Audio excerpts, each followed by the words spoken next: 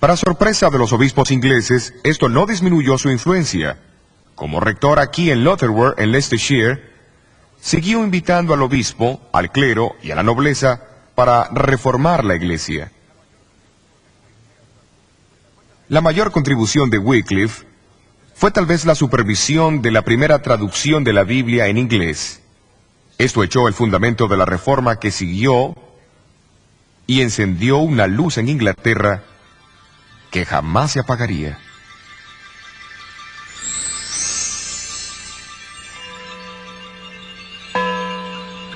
Wycliffe falleció en diciembre de 1384, después de haber sufrido un derrame cerebral mientras daba la Santa Cena aquí en su iglesia. Sus huesos fueron exhumados e incinerados unos 40 años más tarde por orden del Concilio de Constanza. Sus cenizas se arrojaron a un arroyo cercano llamado Swift, que desemboca en el río Avon.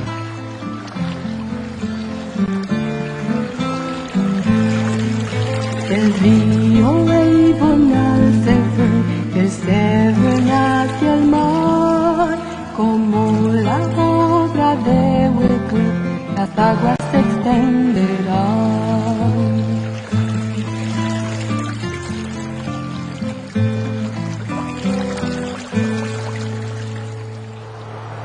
Uno de los hombres en quien influyó la enseñanza de Wycliffe fue el reformador checo Juan Hus. Como Wycliffe, Hus sostenía que el pueblo de Dios no está sujeto a las decisiones de los concilios, pues estos contendían en contra de las leyes de Cristo. Para Hus, la Biblia era la autoridad suprema. En 1412 fue colocado bajo la interdicción real. Hus declaró que le ocurría eso por predicar a Cristo y su evangelio, y denunciar al anticristo. Cuando Hus fue llamado a responder por los cargos de la herejía, el emperador Sigismundo le prometió un salvoconducto hasta Constanza, pero al llegar ahí, fue arrojado al calabozo.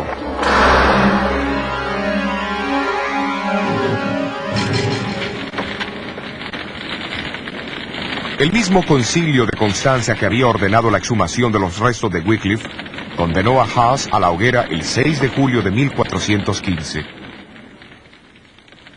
En todas las edades, Dios dispuso de fieles testigos de las verdades del Evangelio. Aunque ellos no siempre percibían esas verdades claramente o sin errores, amaban a Dios y a su palabra, y habían seguido la verdad como ellos la entendían. El profeta Daniel usó imágenes literarias de una bestia y de cuernos para profetizar el surgimiento y la obra del gran sistema religioso apóstata que perseguiría a la minoría de los fieles de Dios. Y en el capítulo 12 de Apocalipsis, el apóstol Juan también usó símbolos para describir la experiencia del pueblo de Dios en las manos de este poder. Él habla de un terrible conflicto entre un gran dragón rojo y una hermosa mujer y su descendencia. El dragón es identificado como aquella antigua serpiente llamado Diablo y Satanás, que engañó al mundo entero. La hermosa mujer representa la fiel iglesia de Dios. El comienzo de este conflicto se describe en Génesis capítulo 3.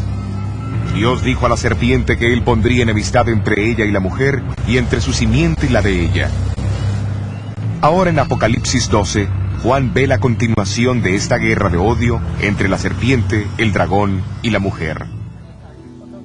Él describe a la mujer como vestida del sol, la luna debajo de sus pies y sobre su cabeza una corona de 12 estrellas.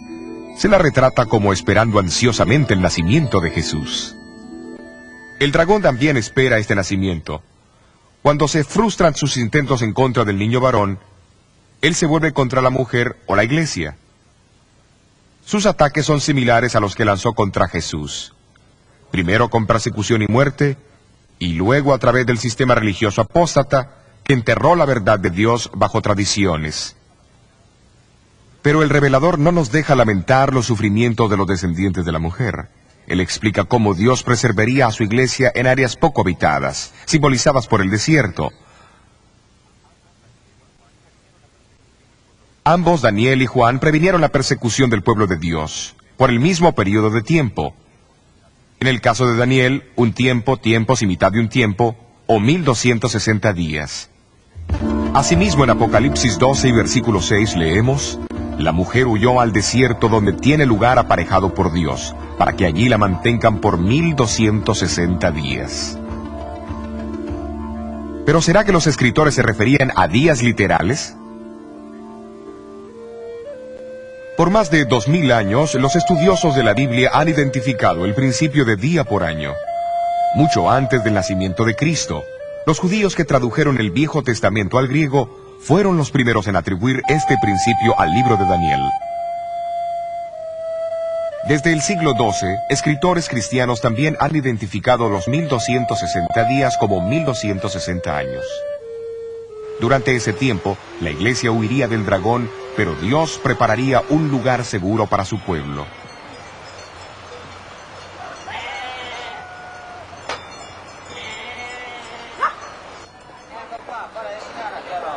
Uno de esos lugares donde las verdades del Nuevo Testamento fueron preservadas del creciente poder del obispo de Roma fue en el norte de Italia.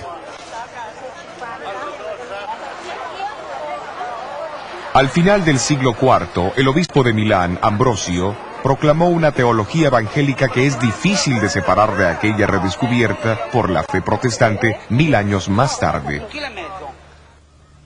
Aquí en estas llanuras y montañas al oeste de Milán, fieles testigos todavía atesoraban las doctrinas de la Iglesia Apostólica y denunciaban las crecientes supersticiones y perversiones en la Iglesia. Claudio, obispo de Turín, quien es con frecuencia llamado el protestante del siglo IX, también sostuvo la autoridad de las Escrituras.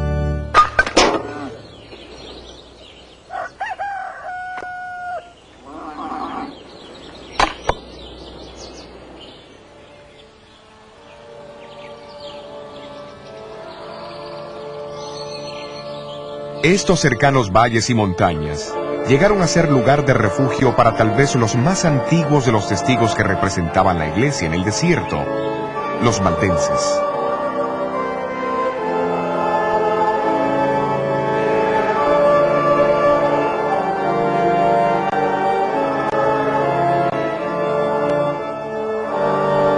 Su devoción y perseverancia llenan algunas de las páginas más brillantes de la historia de la iglesia.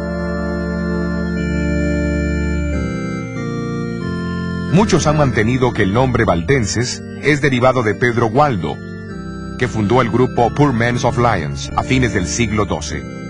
Pero la historia demuestra que grupos evangélicos en el norte de Italia sostuvieron las enseñanzas de la Iglesia Apostólica mucho antes de la llegada de Gualdo. Fuera de la sede central de la iglesia valdense en Torre Pellice, se encuentra esta estatua de Henry Arnault, el famoso líder de los valdenses del siglo XVII, o los Vaudois, como se los llamaban. Él una vez dijo de su pueblo: en realidad los Vaudios son descendientes de aquellos refugiados de Italia, quienes después de San Pablo predicaron el Evangelio ahí. Después huyeron de su hermoso país como la mujer del Apocalipsis, a estas montañas agrestes, donde hasta este día han pasado el Evangelio de padre a hijo en la misma pureza como lo fuera predicado a Pablo.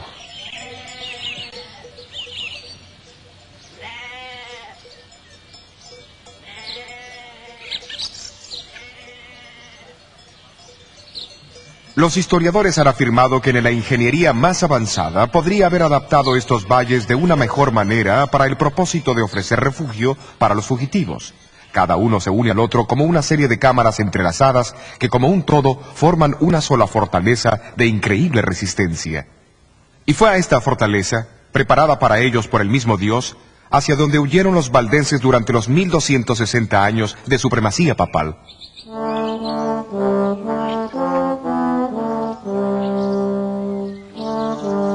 En el corazón de estas montañas está situada la región más importante de todos sus valles, el Pra del Torno. A este valle, bañado por el río Angroña y rodeado de maizales, pastizales, árboles frutales y enormes castaños, volvían los valdenses, cuando eran atacados por sus enemigos. Fue aquí también donde fueron entrenados sus misioneros, en el colegio de Bardes. La Biblia era su único libro de texto. En los siglos anteriores a la invención de la imprenta, memorizaban evangelios enteros y muchas de las epístolas.